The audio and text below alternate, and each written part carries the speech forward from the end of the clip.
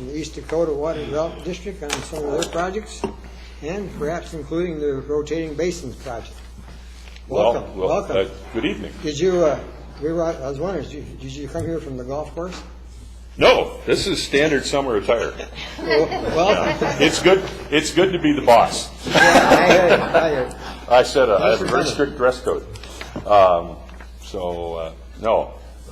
Anyway, welcome again, Jay Gilbertson, East Dakota Water Development District Manager. Ms. Noctigal. Thank you. Hello. Well, as most of you know, I try and get out to at least one or two of all the district meetings over the years, and summertime's always a good time. South Central Water Development always tends to schedule their July meeting same day as yours. So I was in Armour at 10 o'clock this morning and Rapid City tonight. So, Wow. and back home tomorrow. So I don't have to leave early. James, go ahead. Ask all the questions you want. I got nowhere to go. Happy hour. Yeah. Hurry up, let's go. But I did, I mentioned Dan, he mentioned if I was going to be here, I'd say a little bit about the rotating basins project. And I know you've heard from me and some of the DNR guys about this before. We are a couple of months into the first full year of that activity. We did a little pilot last year, and of course, the COVID kind of made a mess out of things. It kicked the start back from May 1 to June 1 before we could, sign the contract. We made the decision at the district level to go ahead and get started on at least the stream and river sampling, which we will then eat the costs. We're covering that for the month of May just so we don't lose a month of sampling. We're currently hitting, just going to pull this up, I think I made this tally sheet up. Currently monitoring 50 river and stream sites across eastern South Dakota from the far north of the Little Minnesota River near Browns Valley, which is the only site that is out of the district to the north, and actually the only site for us that wasn't part of where we were already traveling. I was just doing a quick check here. That would be for Lindisman, WQM 27, if that, so there you go. State monitoring station. Never been there, but I'm sure it's wonderful. It's just gorgeous. God's country. The mountains of eastern South Dakota are up there at Roberts County. Anyway, we've got 9 sites in the Minnesota River watershed, 8 of which are part of the rotating basins project, and then the 9th is an activity that we're involved with along with the Day County Conservation District and some invertebrate sampling project that's going on. I suspect at this point the word's made it out here that we have zebra mussels in northeastern South Dakota. Pickerel Lake, those were found courtesy of the Northeast Glacial Lakes Watershed Project staff. Thankfully that day he wasn't working for me, he was working for the Day County guys, so I don't have to take responsibility for the zebra mussels, although I was telling Joanne in a couple of years all the lakes up there will be clear because those little buggers filtered water like there's no tomorrow, and any nutrients that are there now will be long gone, so you just have to wear shoes when you swim. In the Big Sioux Basin, the other part of the water or the rotating basins project, we've got 41 total sites, 34 of which are part of the rotating basins project, so there are a total of 42 rotating basin rivers and stream sites. And then in that case, another 7 or so, sites that we're monitoring in support of other cooperative projects and activities that we're doing within the district or other folks. Or in the case of one of them, it's just curiosity. Everybody wants to blame there's a cheese plant up in the town of Lake Norton that everybody thinks is the root cause of all evil. And we happen to have a monitoring site immediately downstream of their effluent site, so we're monitoring that as well. Things are going pretty well. It's, as I said, with the river and stream work, we were already kind of in a groove, so this really hasn't made much of a change. We can get all 50 sites in a week without really any trouble at all. There's really not much that would come up during the week that would keep you from doing a river or stream sampling. The one hiccup we run into occasionally is we will run into the DNR water quality samplers. Austin DeBoer? No, it's not DeBoer. Anyway, the DNR employee works out of the Watertown office. It does the northeast, and then Clark Christensen out of the southeast corner of the survey. And so Kevin reaches out to those two guys to make sure they don't show up at the same spot on the same day. And it's working well. The lakeside has been a little more of a challenge. Getting out on the water in a really windy day is tough, and some of our lakes out there are very large. You know, you don't want to go out in Bitter Lake in a kayak when there's a breeze, let alone 30-mile-an-hour winds. That sampling too, we've got 27 lakes that we're doing. We're getting into a groove of getting that taken care of within the span of the month. We are contracting out or subcontracting out 8 other lakes. Kampesca and Pelican are being handled by some folks out of Watertown. There's an existing watershed project where the lakes are literally across the street from their office, so we're not going to drive by them and do that. And then up the far northeast in the Day County area, Mr. Skadson is handling the sampling for a number of those lakes. And we're going to have to make some adjustments with the pickerel activities there. So it's working well. We're generating a whole lot more data than would historically be generated twice a month in the streams and once a month on the lakes, which doesn't sound like a lot, but historically, if you had, depending on how things went, you may have as few as 4 samples a year from a state site and 2 or 3 samples in a decade for the lake. So it's going to give us a very good picture of what's going on. We've been happy. It's going to take a lot of resources to do it elsewhere. We've been able to take advantage of staff that we have at the district that kind of know what's going on. It will be interesting to see what happens 2 years from now when it moves out of our territory completely and into another area. I suspect one of the solutions is going to be to contract with our guys to go outside the district a little farther the next time and do that as well. So we'll see what happens. Any questions on the rotating basins? I think it'd be cool to do it around here. Oh, sorry, Nathan. How is the data being used? The data is being, it goes into the state MAW, goes to the state collection site. It's available, it's out and available online for anyone to pull up and look at. They've got an access port. Primary function of generating the bigger data sets on a more consistent basis is to better define the condition of the water resources. We've got a lot of water in South Dakota. Some of it has problems. A lot more of it is impaired than we have the ability to address, certainly on a volunteer basis. Right now, historic approach to evaluating that has been a tendency to focus on event-based activities. When there's a big rainstorm, you go out and sample after the storm. That tends to tell you that the water's bad because that's when everything runs off. What we haven't done historically is a lot of baseline sampling during the other days, and so the data sets tend to be top-heavy with bad water.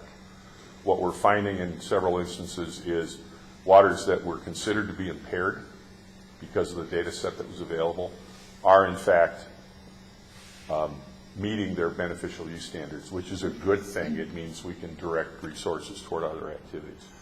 And it also then is available for someone just to look at and find out what's the water like in Rapid Creek. You can pull, or the Big Sioux River, you can pull that up and see what's going on.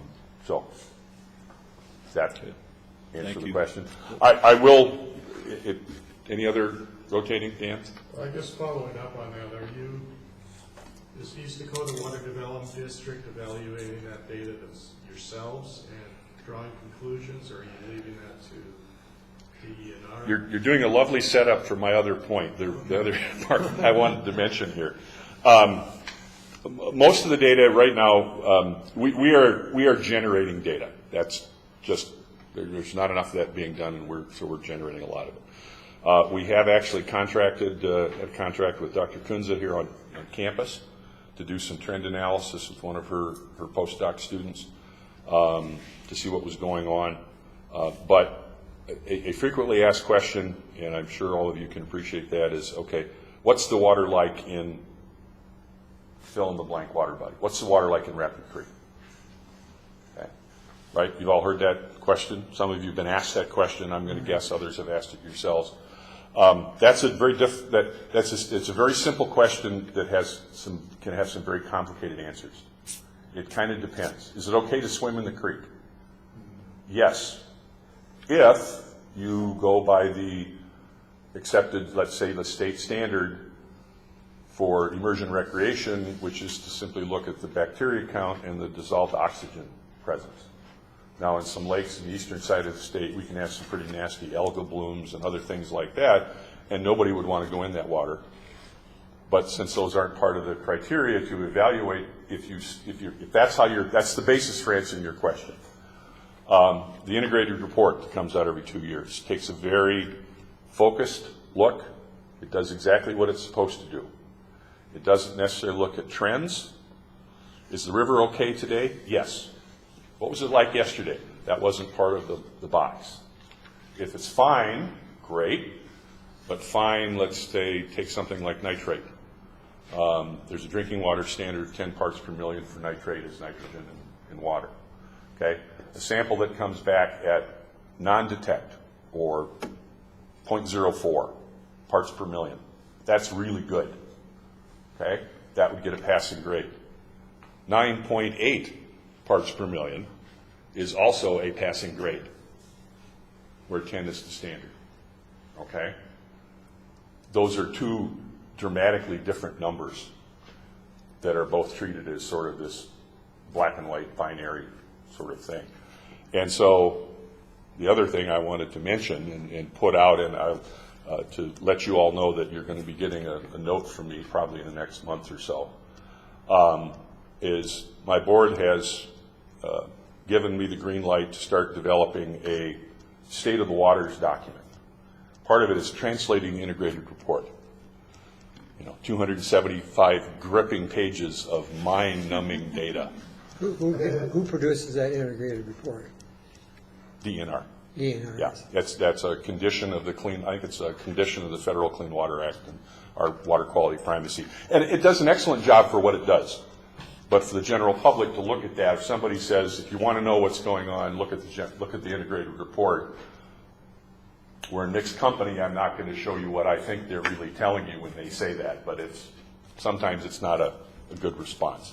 Kind of like telling, Dan would appreciate, it's kind of like telling people to go to STORAD to look for data. They really want you to go away. And but that's what they have to do. But the public would like something else. And so we're going to start working on how do we answer that question in a meaningful way.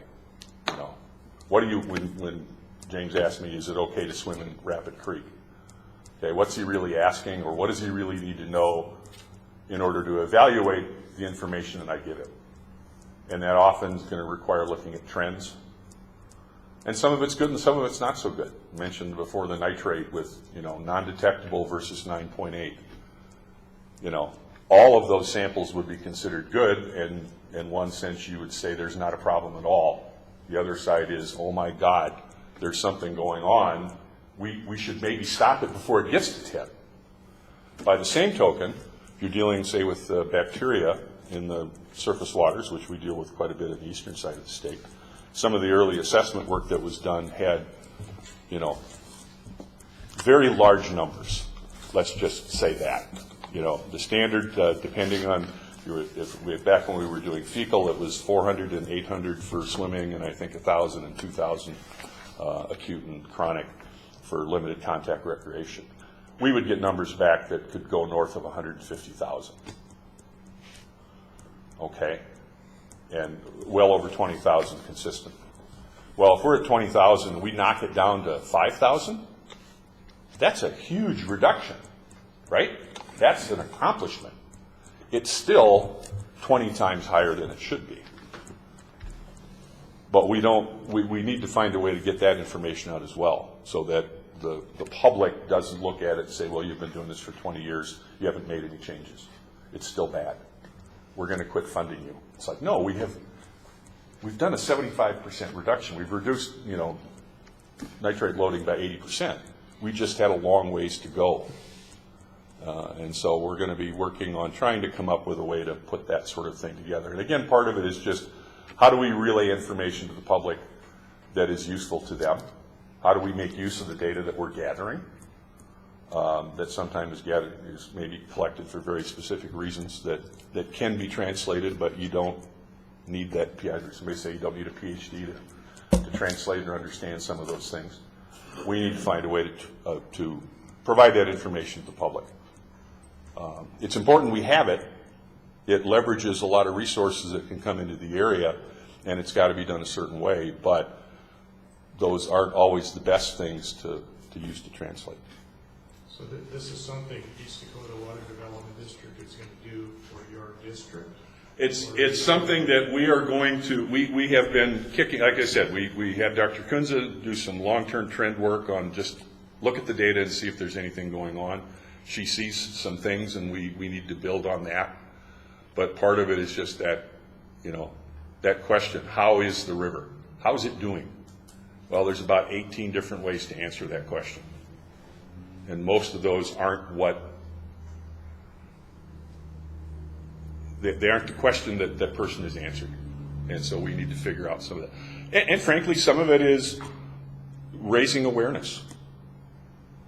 Again, if you're looking at it and saying, well, is it violating the standard? No. Well, then who cares? Well, no. If it's really low and it's getting higher, you don't want to wait until it's gone really bad before you start doing something about it.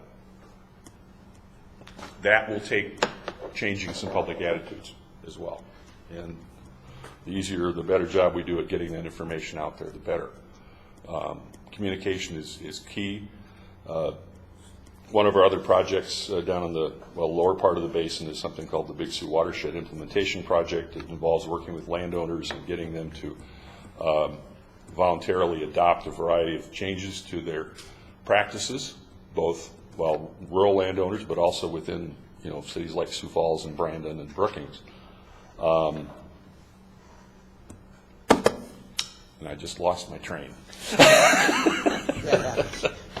But Alexa. Historically, the folks that have run these kinds of projects have been kids out of SDSU with ag degrees who can go out and talk farming with farmers, because you got to convince Dan. We don't have a gun. Nobody will give me a gun. So I've got to talk Dan into making a change in what he's doing. And the only thing I've got at my disposal is my wallet. Maybe I can offer him cost share. Well, there are going to be some cases, and it's not Dan, it's, the other Dan, who we've offered 95% cost share on. And he just doesn't want to change. And absent a gun, he knows he's never going to get in trouble, so that nothing happens. Well, if we want the river to get better, we've got to find other ways to do it. We recently had an opening on our staff in that particular program, and we brought a young woman on board whose background is more in outreach and communication. I've got guys who can sell ice to Eskimos. We need people who can communicate this information to the general public. And we see a big shift in that general direction that the board is very much supportive of. So there you go. So anyway, you can expect sometime in the next probably 4 to 6 weeks a bundle from me with hopefully not too many questions about what do you want to know, and then what did you really mean when you answered the first question? What sort of stuff would make a difference and that kind of a thing. So anyway, that's kind of a little update on what's going on. I was sad to hear that the disc golf course issue wasn't going to be discussed this evening, because I was going to go over there and do that. Or was that not the one that got dropped? Correct, but you'll be able to. I can still go there. I just thought I'd just hear a little bit about it before I went over there in the morning. You'll hear about it in the previous agenda item, number 17. So you'll easily get the drift. All right, I'll get the drift. All right, well, thank you very much. Well, with that, unless anybody has any questions, thank you for your time, and thank you, Jay, for coming. Enjoy the Appreciate nice it. day. Thank you. Now that Thanks for I'm coming out. that close to Appreciate it. people, I'll mask up again. Okay, thank you. Okay, moving along to item 15, investigate the possibility of working with DENR to add a WQM, is that water quality monitoring? Yep. Sampling site along Rapid Creek between Canyon Lake and St. Patrick Street. Bob? This is one.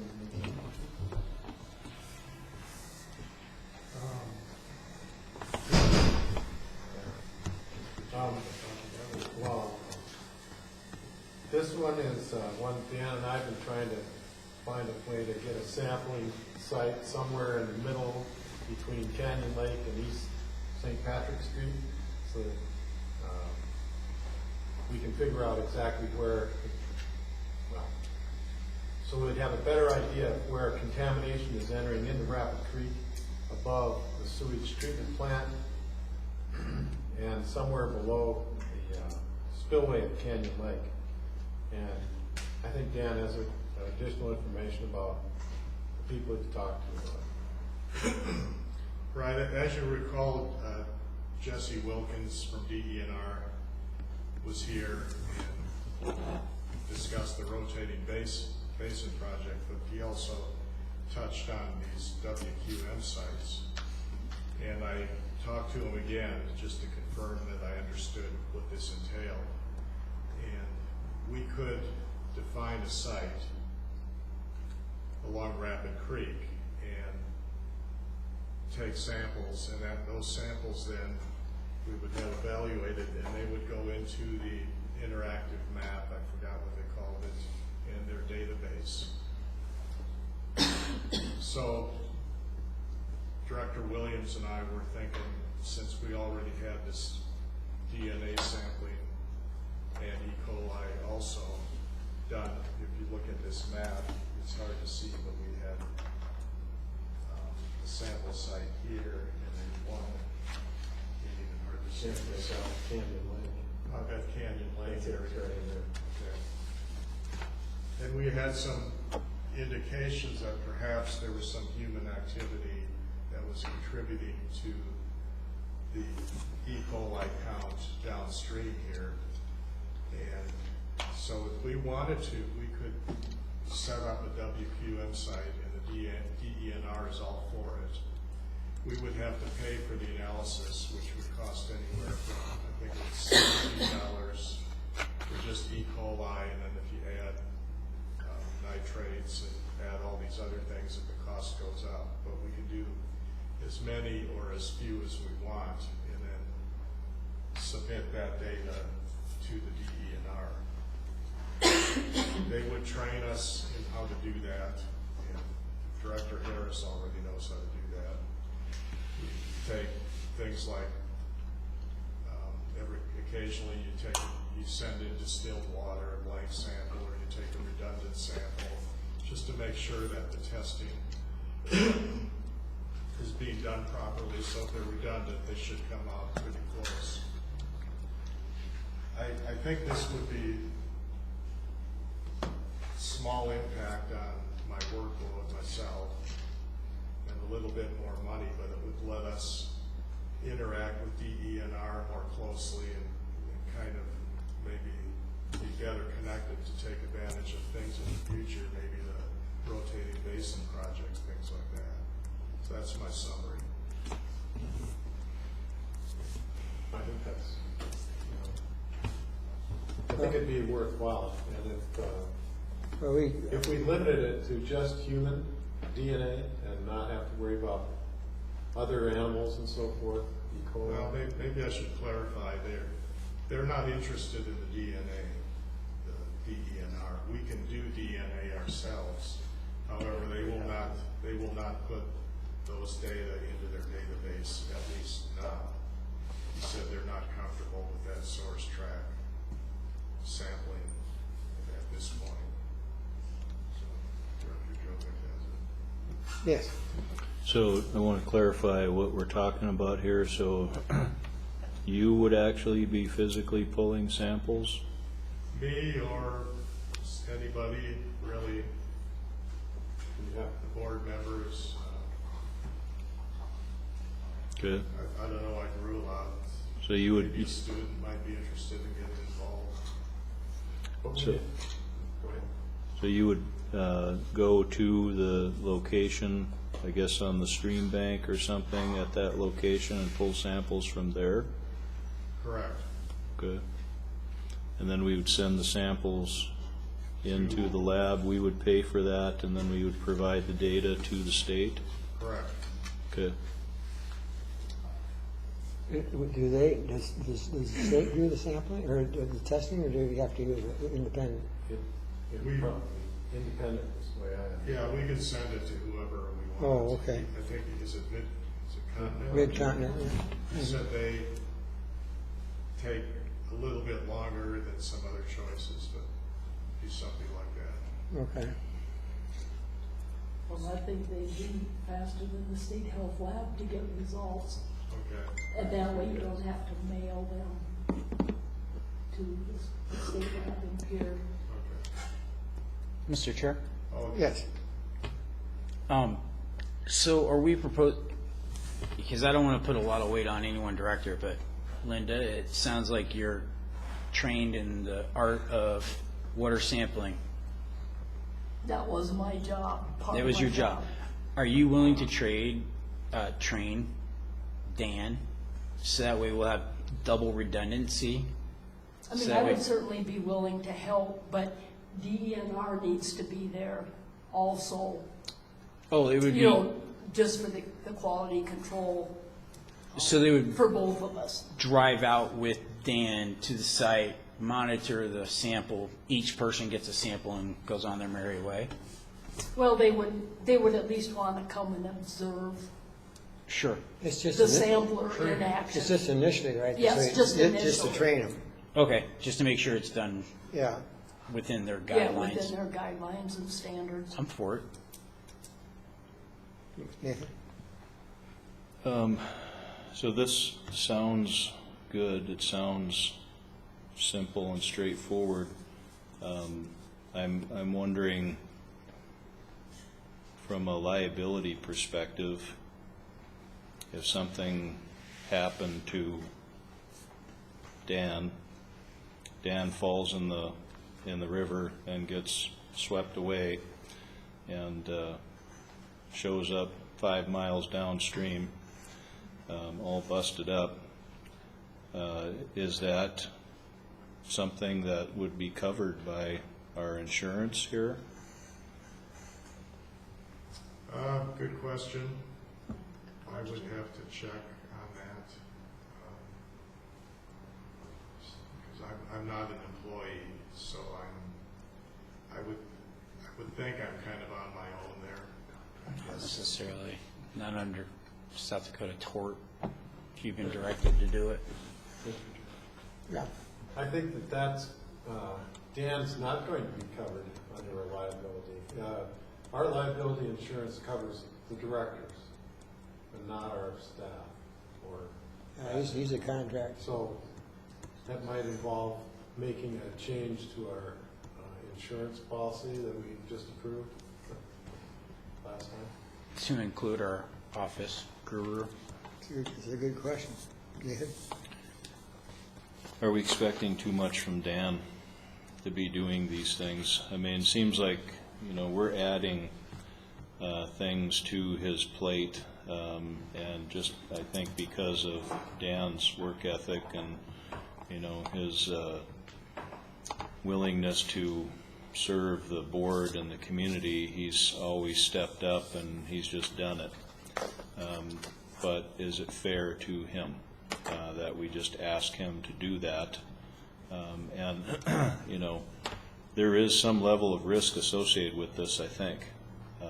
Maybe it's minimal, I don't know. But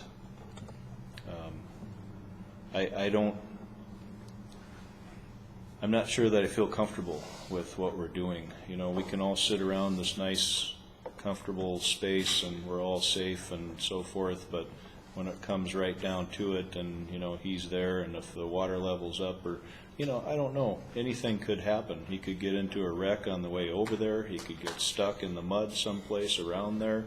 There's just stuff that can happen.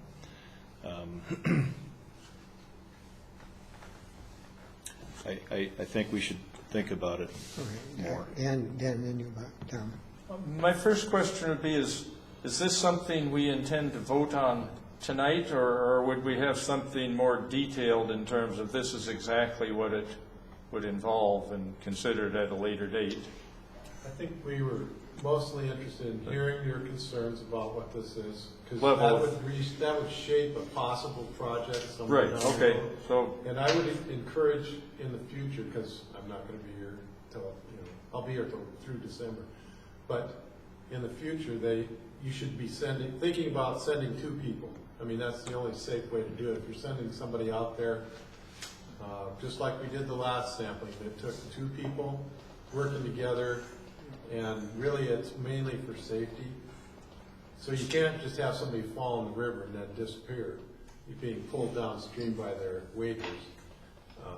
You don't want that. so that answers my question. My concerns are not regarding safety. I mean, there's a lot of people that sample by themselves and whatever goes on there. My bigger concerns would be, what's shown, are those the locations of the kind of bacterial sampling programs we've had? Those are not the current WQM sites, are they?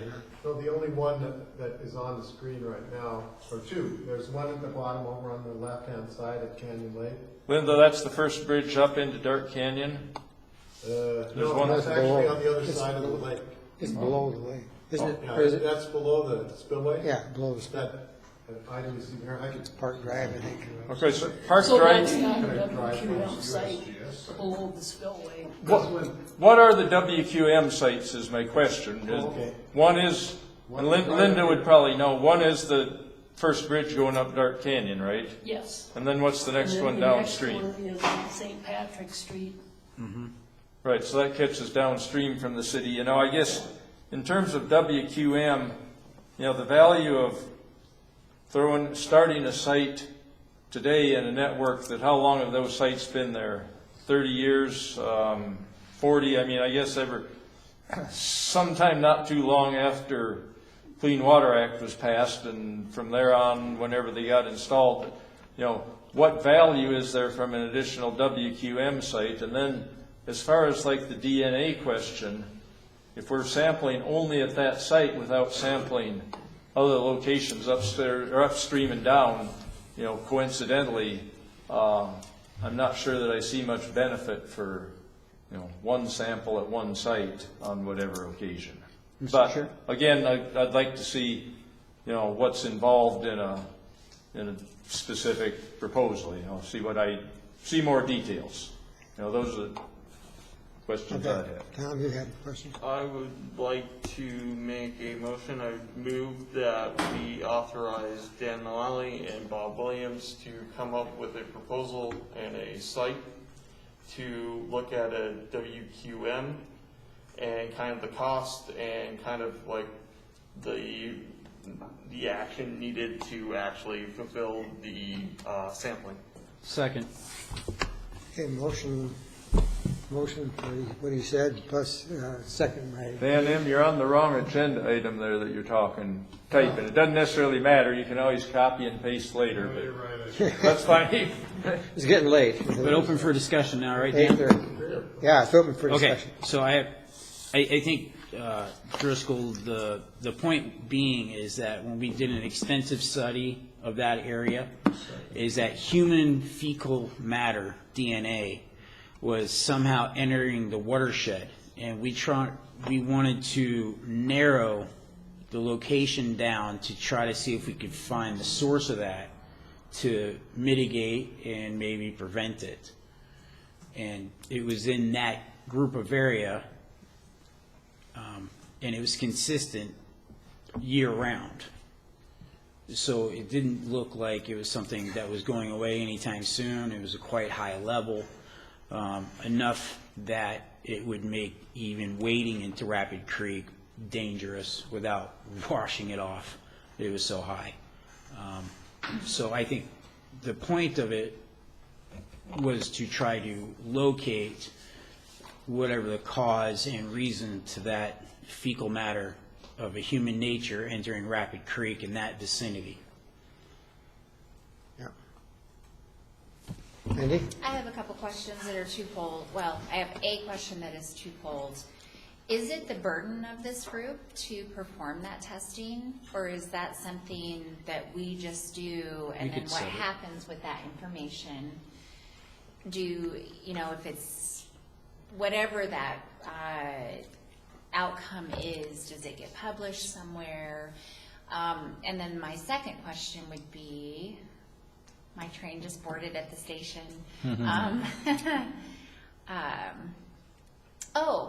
Is there anybody else that does this?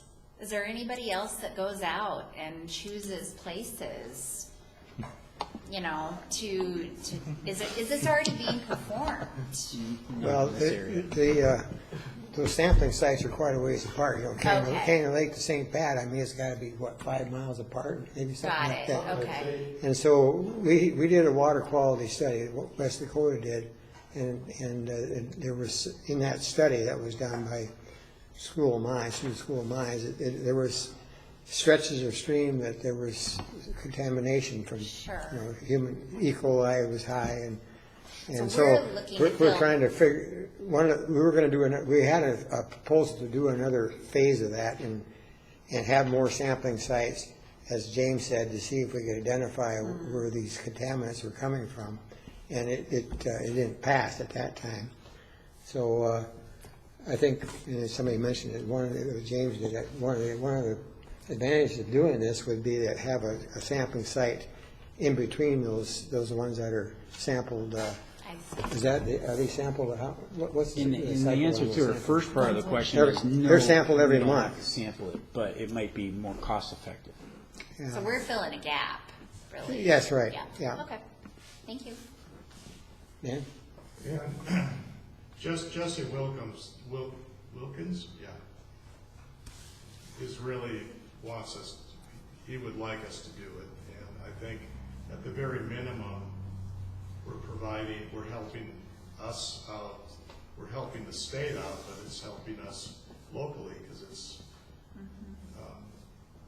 measuring the waterways around this area. So I think even if you take the DNA aspect out of it, in my opinion, it's still worth it. We kind of have that DNA in the back of our head because we could start that up in the future. So if we pick a sampling site, we wanted to pick something that in the future, if we did DNA, it would be something we could use to maybe draw some conclusions. So there is a USGS site that we were looking at. Founders Park. Yeah, Wilkins said it would be good if we picked something with a flow gauge, because then even though those data are not in their database, that data is in the USGS database, and somebody could correlate it. Yeah. And I'm not worried about getting washed away, but But that's a valid point. I I'm mean, 65 years old. I've lived a good life. Nathan, then we Dan. Go ahead, Nathan. I wanted to follow up on that and Director Driscoll's comments earlier. Director Driscoll kind of dismissed that, and maybe you didn't understand the point I was trying to make. Dan is not hired to do this. That is not in his job description. That's not what we hired him to do. So I think if we asked him to do that, and something happened to him, he's basically out on his own. And maybe we would have some liability associated with that as well. But we didn't hire Dan to do that, and that's the point. Yes, a single person could probably do this. If it's in their job description, it's in their purview, then they're covered by their employer, whoever it is that's paying them to do that. In our case, we'd be asking our administrator to go out and do something that's totally outside what we asked him to do. So I don't know that that's appropriate that way. So I think if we did that, we'd have to do some kind of ancillary agreement or a liability waiver or whatever if Dan really wanted to do that. Good point. Dan? I'll not call it a question, but I suggest we move quickly looking at the clock. And we don't have the second noted there, if that matters in next month's minutes. that's something, while you're doing that, something that maybe, Dan, I don't know, maybe that's something that we could add to your contract. You can maybe check into that. Yeah, So I'll when- check. So when we bring it back, we could Yeah, I'll have the insurance. maybe have an answer for that. But Jay has a comment. Chairman, Yes, Jay? if I could. Sure. Because this is kind of where we were at about 20 years ago, filling in the blanks. Did you talk in the microphone, Jay? Oh, sorry. I'm sure the mic can hear me from back there. This is very similar to how we got started in this. We had some questions that we wanted to answer and eventually found a nexus with what DNR wanted to do, and now we're doing a bunch of cooperative activities. If the interest here, what I'm hearing tonight, was trying to, fill in the gap between East Patrick and Dark Canyon to get a better handle on where the bacteria is coming from, a single site in the middle that's better than what you've got now.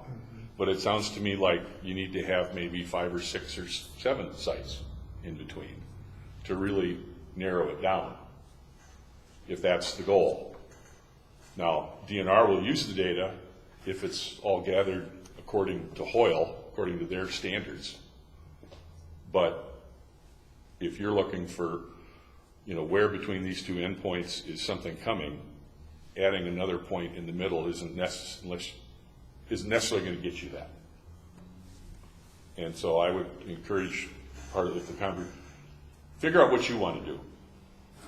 And then if you can bring DNR along, great. If not, you're doing what you wanted to do in the first place. That's your purview, not what they need to get done. And if you want to do, you're right. I mean, they're not going to care about the DNA stuff. It's just bacteria. It's like you say, you had me at fecal. I don't care where it came from. There's poop in the water. I don't want to be in the water. But if it's starting at some point along that continuum, the way to find that is by grabbing 5 or 6 or 10 samples along a string, and then where do they pop up and disappear? Sample for what you want to find. The rest of it will all come along. And you can get training, you can get help, and all the rest of it. And again, we weren't lucky enough to have somebody with Linda's background in it now, but now some of our guys are providing training to her successors in the program, so it's very doable. But I would encourage you to decide what you want, figure out what it would take to get it, and then if you can work with DNR, great. If not, that's okay too. You're doing your stuff. We did what we wanted to do, not what DNR wanted us to do. Now they're doing what we wanted to do. Good advice. Thanks. I guess we have a motion on the floor. Any more discussion? Seeing none, all in favor of the motion indicate by saying aye. Aye. Aye. Opposed, same sign. Motion carries. Thank you. Okay, that brings us to item 16, 2021 budget tax levy discussion. Rob? Okay. We have,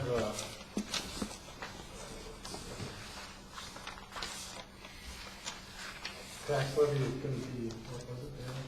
$219,168. And that levy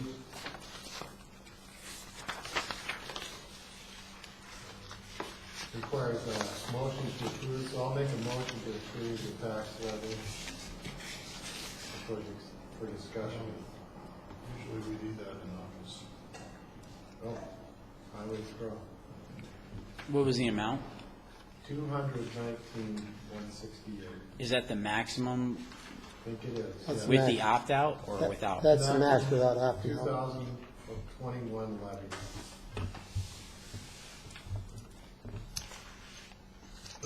Can we, if this is discussion, can we open this for discussion without having a motion then, Mr. Chairman? I'll make a motion just to open it for discussion. I'll make a motion that we keep it at 200,000 like we did last year. If we're dumping so much money into a interest-bearing account, then obviously we're not spending the taxpayers' money, so then we should be taking less of it. Second.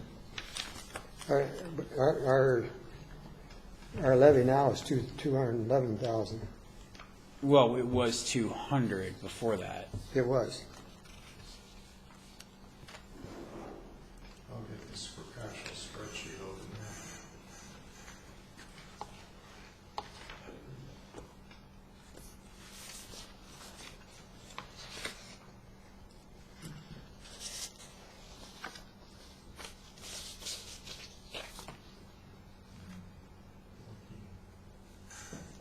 So we're open for discussion.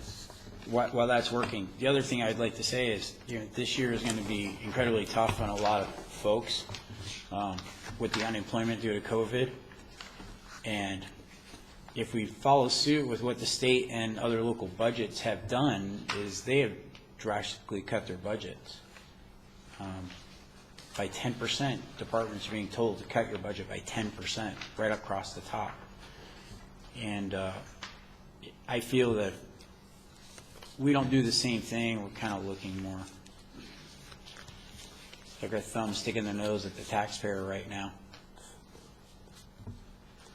Tom? I got a question for Dan Mullally. So let's say the valuation goes down, would we receive less than that 219,000 if, let's say, there's a whole bunch of fun? Okay. It's pretty much right on, all right, within. Sometimes you get tax dollars from previous years, it takes a while to catch up, but this will be it. If I could just add something. Sure. Give you an overview. What we need to do is approve a budget, and we've always done that in August. So what we've done in July is come up with the preliminary budget, and then I have to advertise that in a couple of weeks in the paper twice, the details of that budget, so the public can come to the August meeting and comment. So I just wanted to add that so you know the timeline of what we're trying to do here. That's all I have. So is there any, on the budget itself, then, is there any items to discuss other than what, I think there should be a couple things added.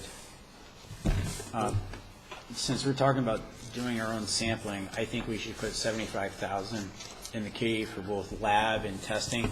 Because if we start getting into this, I can see us doing a lot more testing for a lot less money. And that is just a placehold. It doesn't have to be spent. And then I think Banner, if I looked in their contract right, when this is up, they're going to be asking for more money for next year. one of the things that we did in the past is that we didn't really identify certain projects because it's a question mark whether there was going to be something, so we put it into the projects. What was the definition of that? Yeah,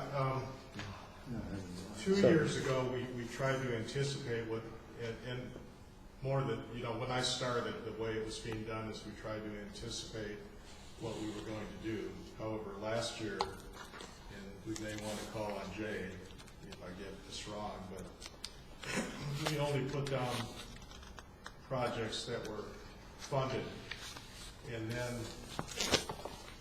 the difference was between those and our income, we call unobligated project funds. So we basically have very little. We actually only have one project funded now, and that was funded tonight for 2021. And so I put that on here in anticipation of that passing, and that's the USGS 15,600. And so then the unobligated funds category comes up to 126,000, and if you add that, so if you add all this, basically these other two projects to the admin budget, that's comes up to be exactly our tax levy. Does that make sense? Yeah. I'm not saying this is the way you have to do it, but this is the way we decided to do it last year. Sure. No, that sounds fine. I'm wondering if we should have a line item for additional office, since this won't be a project doing the sampling. We're not going to be awarding it to anybody other than ourselves. Should there be some office money left aside for testing or lab. Yeah, that might be a good spot to put it, because it's not really Dan, a you were project first. per se. I don't know if it's appropriate to do that until we've authorized the expenditure, but, that aside, conceptually, the idea of having funds, reserved, placeholders for such things, that logic is fair enough. I guess another couple of examples, at our last meeting, I brought forth a project to do an inventory of impervious areas where stormwater mitigation might be appropriate, with the concept that, as we begin to identify places, we could begin to work with, some of these locations to actually do the stormwater mitigation. There's a great deal of benefit that can be achieved by, water quality and otherwise by mitigating this stormwater. Another item I've got on the agenda upcoming next is for the erosive shales areas. When you get to looking around town, all of the erosive shale areas and sediment being carried directly into the creek, the amount of work that we can do in that arena and achieve, immediate water quality benefits, there's a great deal of effort there. So, those things under consideration, I guess. I don't know if we had a second to the motion or not, but I'd make a substitute motion that we go forward with the tax levy for the full amount, the $219,168 that's listed in the packet. Is there a second to the? I'll second it. Discussion on that motion.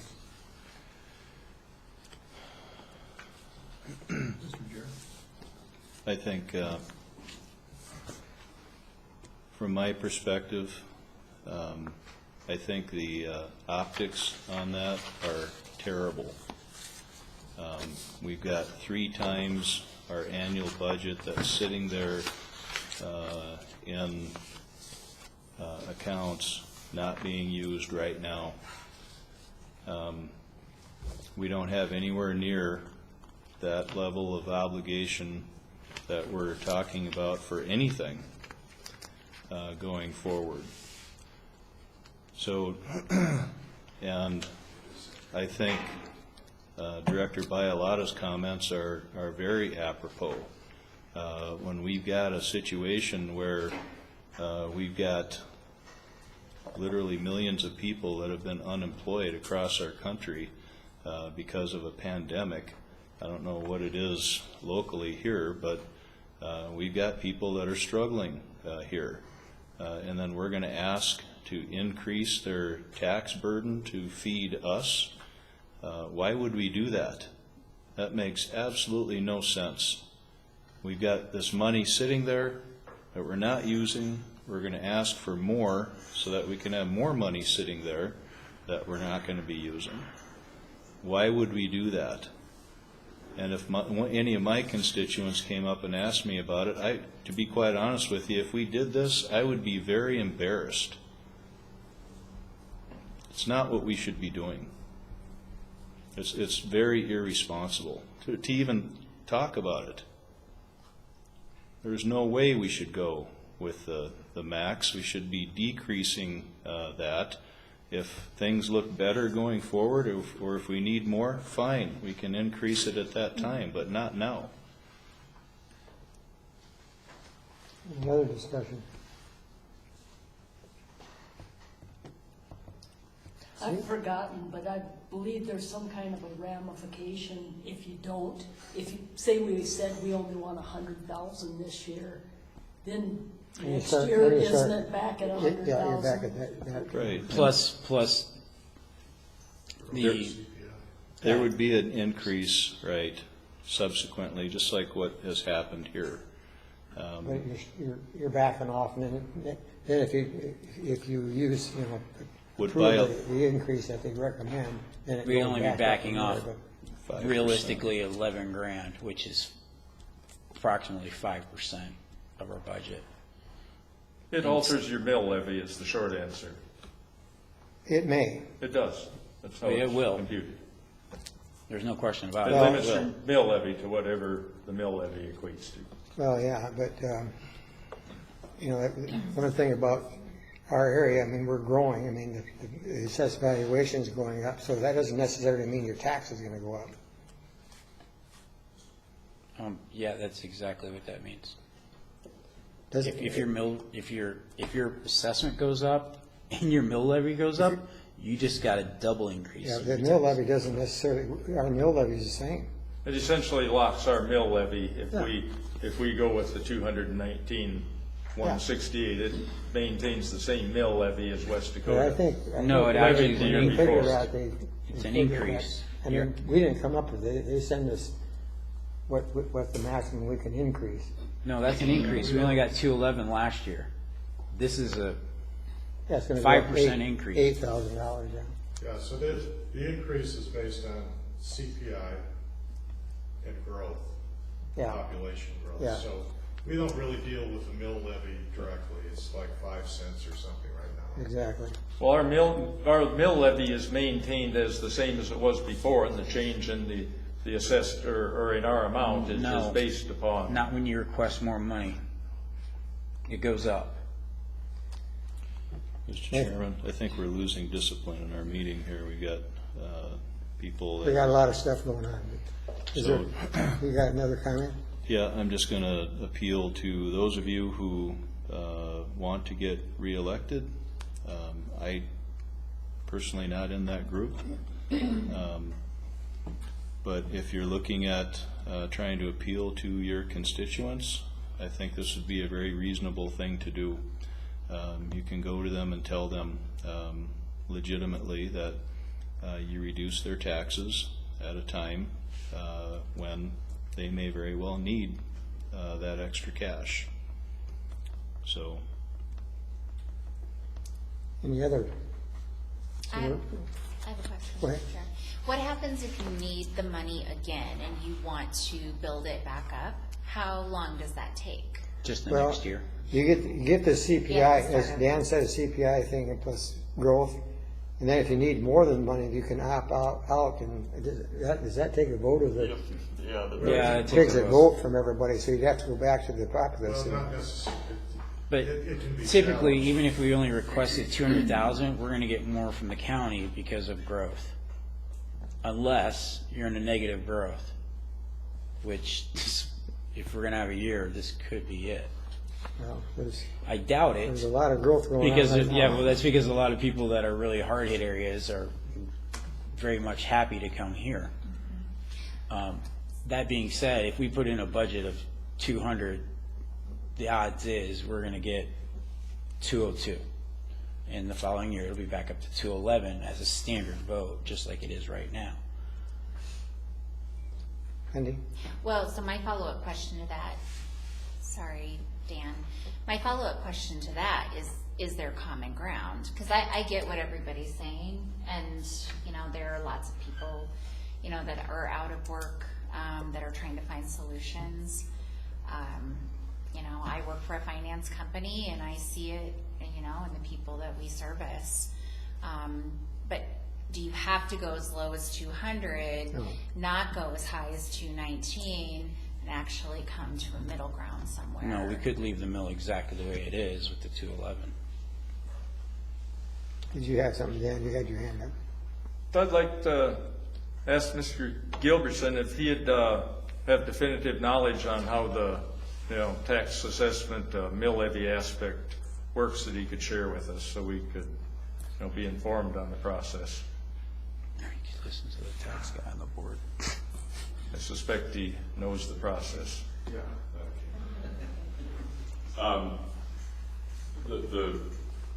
The assessment is tied to the dollar amount you asked for last year. So 211. 211? Yeah, 211. Was the number. Okay. So this year, you can ask for, well, 219. anything up to 211. Over that would have to come with the cost of the CPI, Consumer Price Index, which I don't remember. I don't start doing this till the end of the month, so I'm not familiar. But whatever the CPI is, and then what growth is. And growth is not inflation, it's new stuff. And at 200,000, you're probably in that, $7,000, $8,000, $9,000 Yeah, range. About 8,000 increase. It's 8,000 that they're projecting, so that gets you up there. Now, depending on the change in value and all the rest of those things which don't have any implication, that is what comes back to setting what appears on your tax bill is the mill rate. You know, we've increased our dollar levy each year, but because of the growth in the district, the mill rate is dropping. So we could go both ways. We could, we're covering our bases, but we're charging less each year. That was So the we're not point- getting that was the less point money. I was making. It doesn't. Mill rate is not. That does not necessarily mean your taxes. The only are time gonna the go up. the only way the mill rate applies to the water development districts is at the very highest end. Yeah. Under no circumstances can our mill rate exceed 0.3 of 1 mil. And no one is within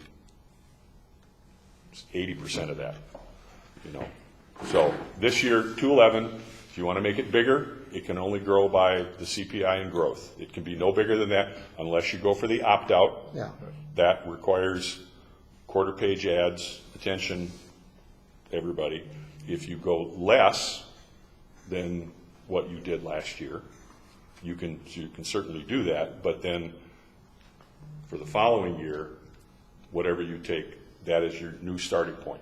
So if you went from 200 to 100, which is not what you're talking about doing, but if you went back to 100, next year's levy, the year after's, would only be 100,000 plus the CPI and growth, which is 108.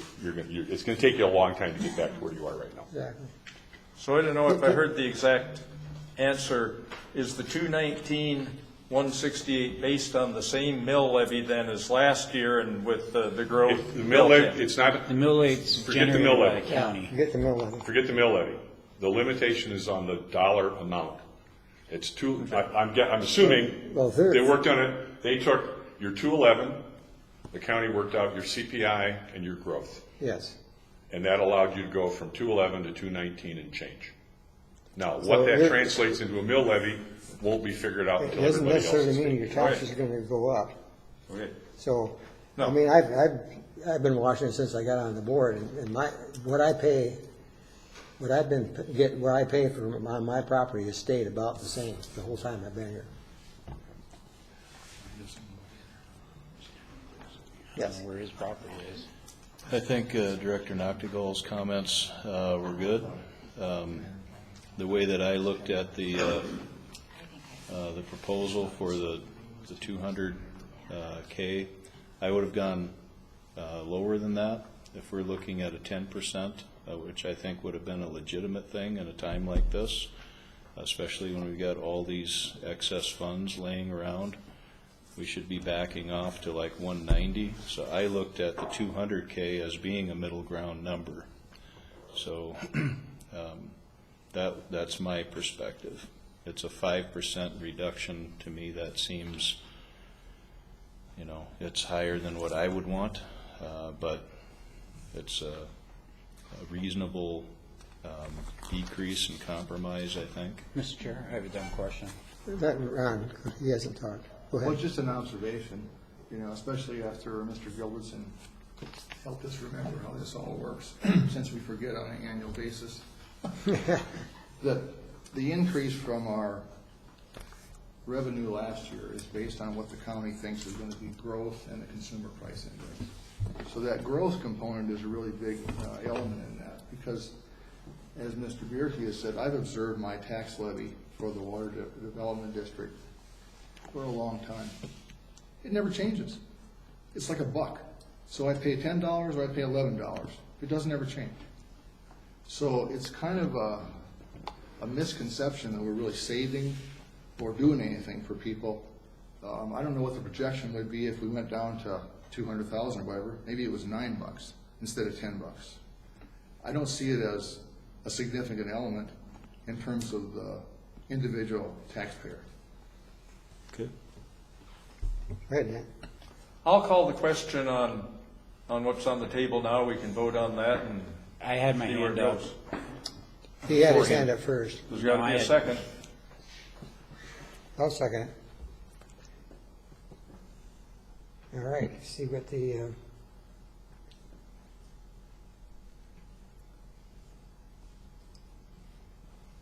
we'll go ahead and vote on calling the question. All in favor of calling the question indicate by saying aye. Aye. Opposed? Nay. Nay. I saw by a lot of wanting to add something. I don't see a problem with that. And, Mr. Chair, I have a question before you Just a proceed. second. We got, Neither, I don't know. who voted no? Roll call. Oh, a roll call, okay. Before you even proceed, is the tax levy part of the budget on the agenda? Or is it for next month? Okay, as I said before, we need to advertise a budget before our next meeting. Does that include the levy? Yes, Okay. yes. So yes, both are up there. Are we voting on? Roll- roll call. Okay, this is for calling the question. Yes. Koth, Yes. Bierke, Yes. Driscoll, Yes. Jovic, Nay. Nodigal, Yes. Williams. No. Mack, Yes. Bialotta, No. Harris. Yes. Okay, that's 2/3, 3 no's, and Okay, so the so mo- it passes, carries. so, all in favor of the motion by Driscoll on request a maximum amount of $219,168.20. All in favor of the motion indicate by saying aye. Aye. Aye. Opposed, same sign. Nay. Roll call, please. A roll call on the motion. Bierke, Yes. Koth, Yes. Driscoll, Yes. Jovic, No. Nodigal, Yes. Williams. No. Mack, Yes. Bialotta, No. Harris. Yes. So we have 6 yes, 3 no's, motion carries.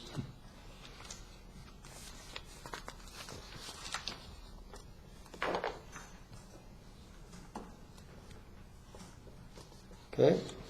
So that basically fills in, locks this cell in right here on the budget. Okay. Are we done talking about the proposed budget then, or is there any other? Well, I guess, Well, what about the rest of it? Are we, that's what I was asking. because I'll do what I'm told, but I Yeah. need to come up with something. I just asked if there were any other items that people wanted to address and the proposed budget. Well, I wonder if I could ask Jay a question? Is that okay? Sure. He can pay. Yeah. Pay him overtime. If I recall, last year you suggested that we not put items that were not funded, projects that were not funded in the budget. We basically would put in what we funded, and then the difference between that and our income, and then taking out the administrative stuff, we would call unobligated projects. Did I get that right? Yes. Okay. That's what we did last time. So if we did that last time and we do that again, we come up with 2 line items in the projects. The stream flow gauges for $15,600, and then unobligated project funds of $126,148. And so if we go over here to the left, I hope you guys can see that.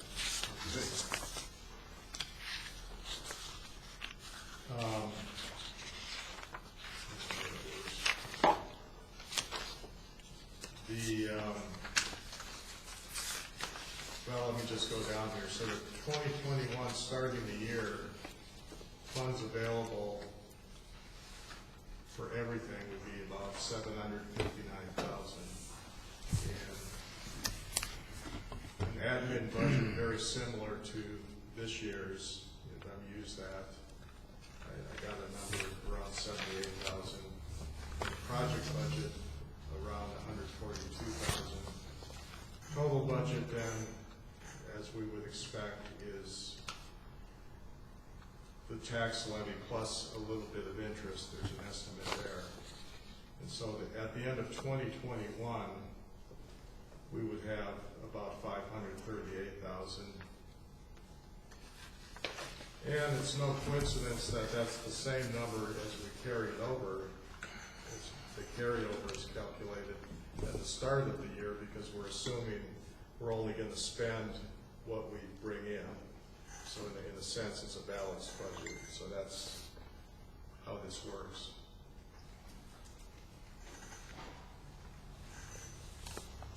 So if we want to go through these line items, I can, but ultimately, I'm going to simplify this to save money when we publish it. Jay kind of clued me into that last year. If we publish the whole thing, it's pretty expensive. But anyway, I'll take these numbers and use those. Okay, And then in August, you guys will vote on it. okay. Okay, thank you.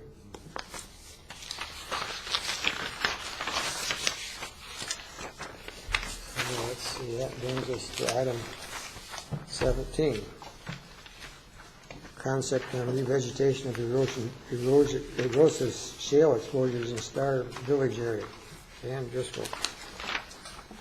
So I think we'll probably have a slideshow open up here.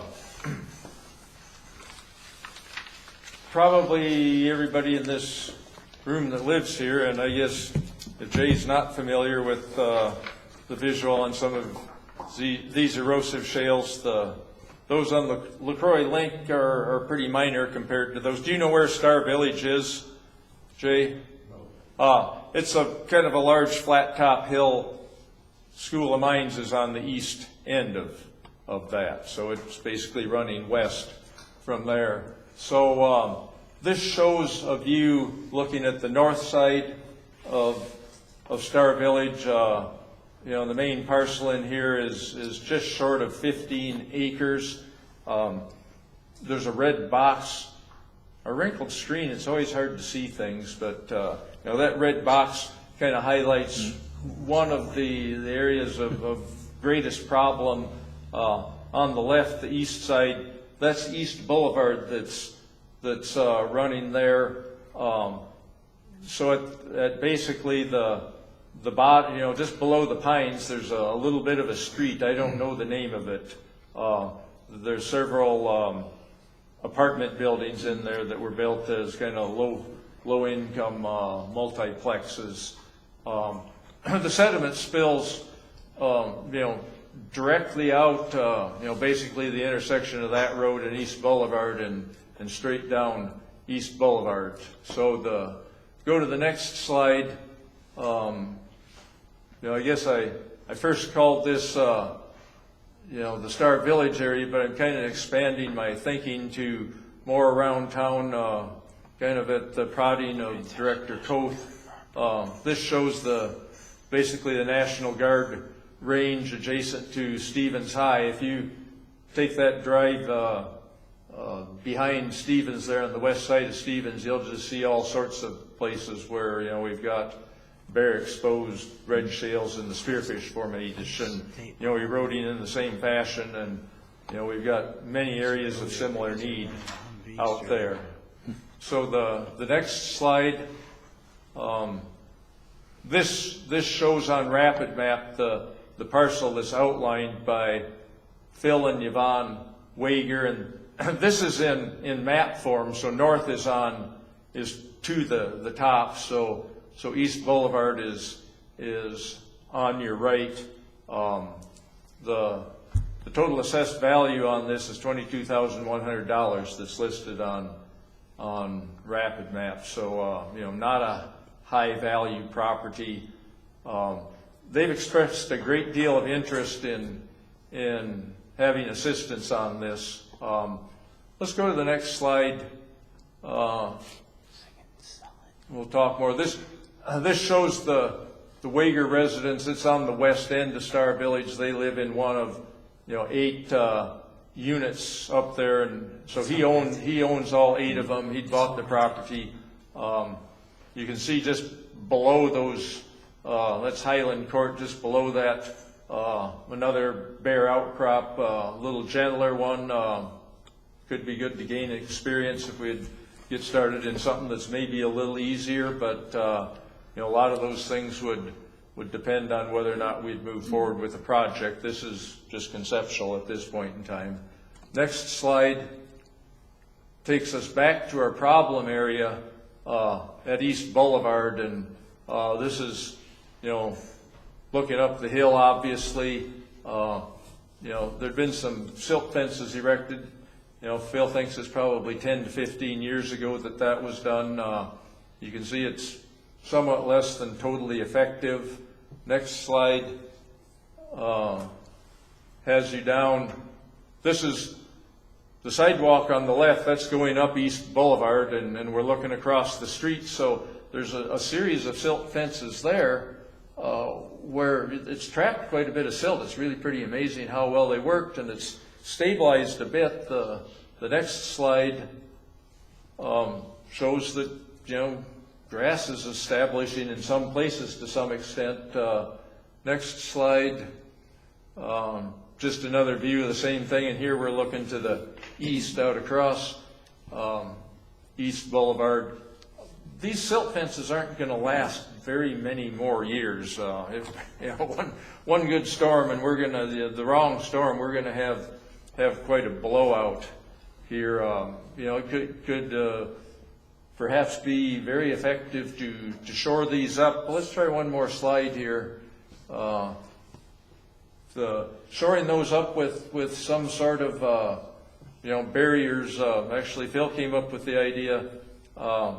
Black Hills Energy is abandoning 8 miles of power line, and he says, might we be able to use telephone poles for that? He says, well, actually that triggered this idea about perhaps looking at this lower end. He said, well, yeah, I was kind of thinking the same thing. I called Black Hills Energy today, found a contact, and poles are available. So, I'll kind of be looking into that. There's many other locations, privately owned. This is on the south side, Franklin and First, and right about, let's see if my little pointer won't even show up there. First Street runs to the east-west along there, and so at the bottom of the really raw shale, there's a for sale sign, actually 3 lots for sale. He's having a tough time selling those lots. There'd probably be interest in some rehab there. Next slide. These are 2 reservoirs on the west end that are owned by Star Valley. It's kind of too bad you really can't see the bare shale there, but it's there. Talked with the Public Works Department. They're very interested in working with us on this. They'd like to see us gain a little experience because of the residences that lie down there. There's kind of a target on their backs. People are always talking about lawsuits and whatnot, and they say that's kind of the last person touches it that they want to blame. So, maybe let's see how far you can get in a few other locations, and then we'll try this. Next slide. So that led me to talk to the people in the Parks Department. I thought, well, the Prairie Links, I live about a half mile west of there. That's probably owned by the Parks.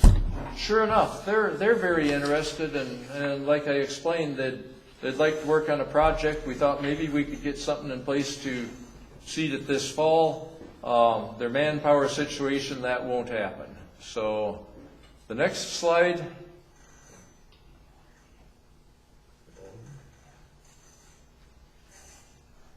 I'm sorry. The next slide, this is very near the intersection of St. Pat and St. Joe. Shows a pretty big parcel, so you don't get a sense of all the bare shale, but there's plenty of it in there. The stadium's up there. There's School of Mines owns some of this, and there are some number of private parcels in there as well that could use work. So a lot of work. So there's a great deal that could be done there. Next slide. We're looking here at the west end of well, we're a little west of the civil mechanical building. That's one of the dormitories there. The Cervix Center would be kind of east from there or downhill. I'm in communication with Dr. Brett Lingwall, who's the prof for Jason Phillips, who's going to be working on our stormwater inventory. He had done a bit of a study on some other places around town. I won't go into the details there, but he's very interested in utilizing, some senior students to kind of do a little bit of monitoring regarding what might and might not work. They just got a grant to basically put trails in there, and they said, man, this would be really great, kind of a revegetation deal to go along with that. So expect to have a full proposal on that for next month's meeting. The arrangements with some of the city deals and as far as working with Phil and Yvonne Wager, that's gonna I'll have more details to follow, but Mr. Chair. there's just a lot of possibilities there, and I kind of wanted to give people a heads up on what's going to be coming at our next meeting so that we don't have to go through all of this overview. And with Mr. that, I Chair. can take any questions. Mr. Chair. Any questions? Our policies specifically prohibit us from helping people develop land for sale. Number one, it's even in our code for septic ordinance. Second, I don't know if you're aware of this, the Wagners own more than a dozen properties in Pennington County alone. They're a land developer. We're going to go help them with their landscaping because they have been threatened with litigation because they're poorly managing the properties they own? Are you addressing this to me, or who are you talking to? Under what circumstances does the board develop private property for sale? Because if that's the case, I can't wait to be done and bring you a whole bunch of grassland projects. This is absolutely ridiculous. This is private property. And suggesting to fix the guard campsite, which if you're not aware why that dirt's turned up, it's because it's a Humvee trail and they have active fire range on that property. Nathan? I would echo those concerns. I don't know why we're even talking about this. And this is one of the reasons why we shouldn't be asking for more money. I mean, we've got one of our directors running around town trying to find new and interesting ways to spend taxpayer dollars. On money, private property. Exactly. Money that we're taking from everybody by force and trying to pick winners and losers out there. I have no idea where this came from, but we have no business being involved in this. We don't have any business trying to improve somebody's property for them. How ridiculous.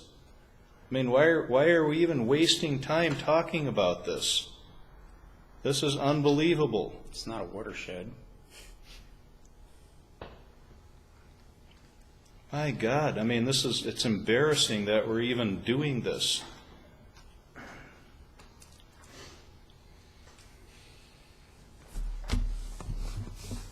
This was just FYI, right? This was FYI. I've got no motions to Okay. make. Let's move on to the next item.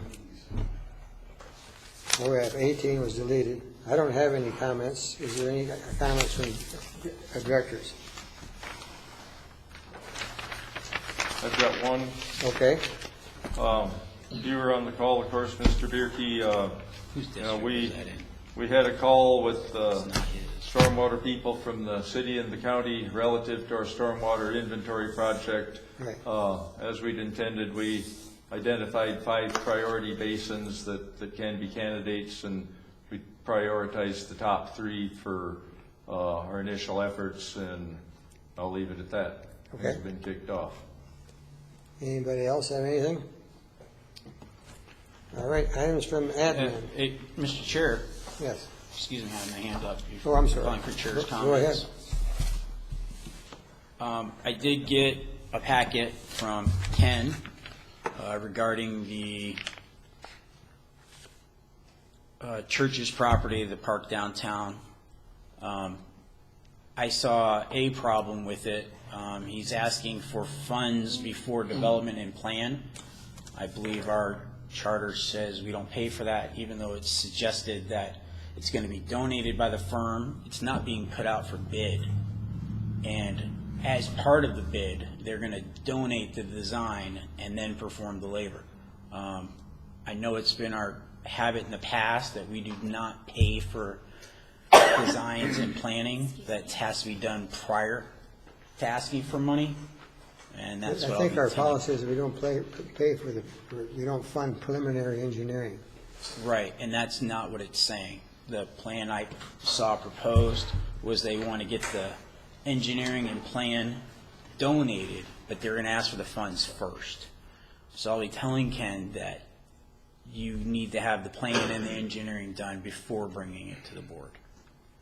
Okay. Which that would be the proper step. Otherwise, and it should go out to bid, because saying you're going to get one thing donated to give the rest of the firm to work, it's more like a wash.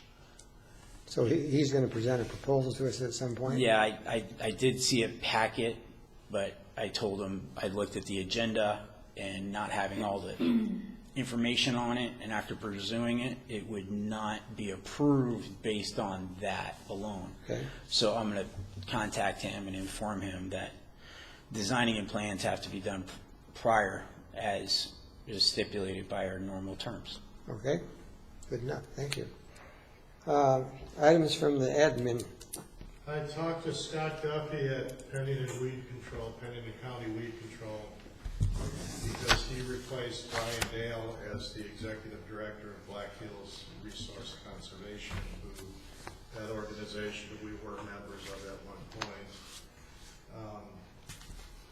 And just getting a feel for where they're at, because they had gotten to the point where they weren't doing much. He said they're now mainly focusing on pine beetle response, commercial thinning, controlled burn, and as they kind of get together again, get things organized again, he would like to speak to us in October. Okay. So I told him that's probably a good time. So I will take the budget and advertise that, and I will remove Holly. We rescinded the $5,000, and go from there. That's all I have. Okay. Items from the public. Barry, you have the floor.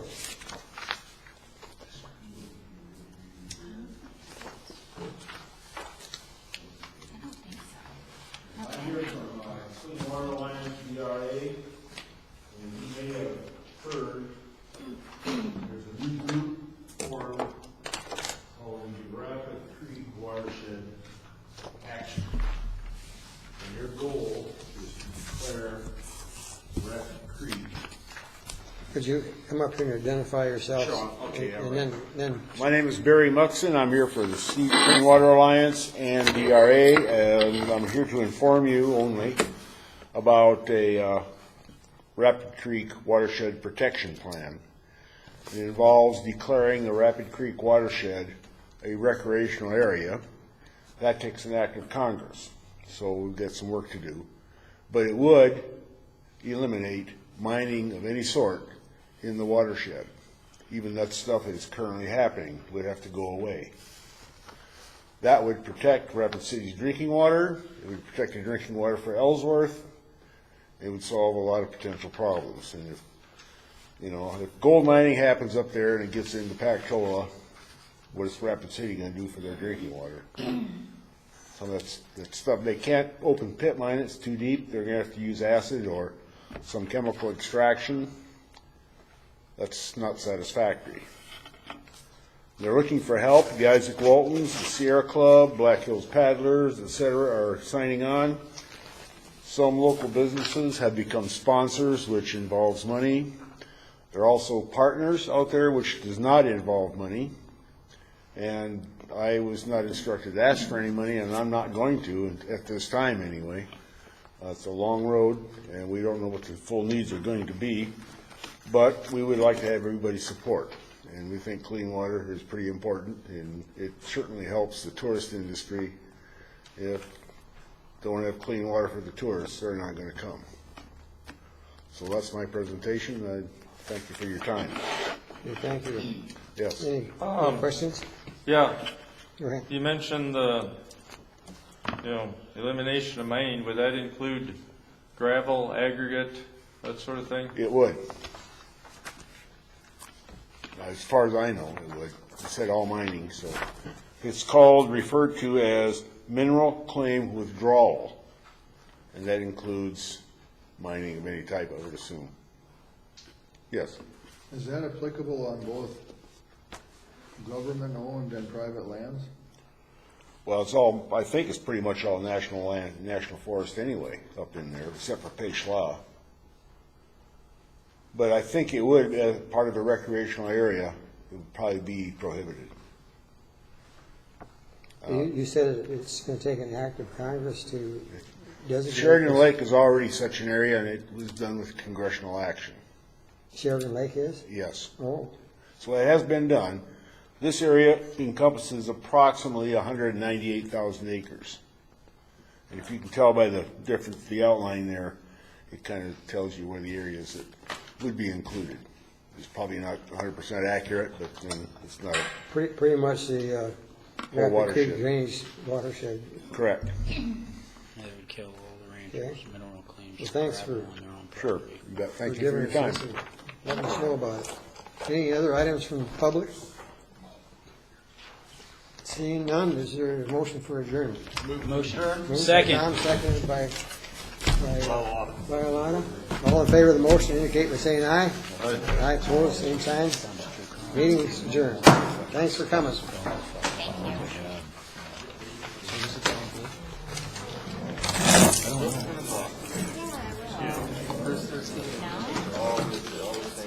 Yeah.